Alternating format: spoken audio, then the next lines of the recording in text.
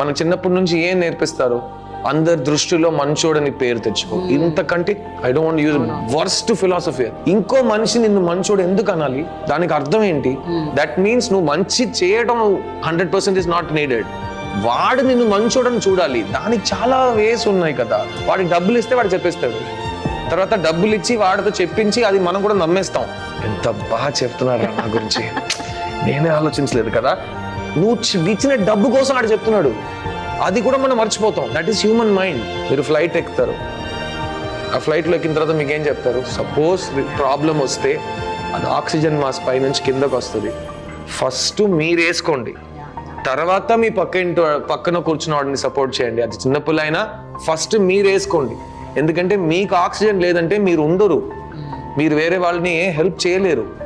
అదే లైఫ్ కూడా. ఫస్ట్ మిమ్మల్ని సంతోషంగా మీరు చూసుకోండి. మీరు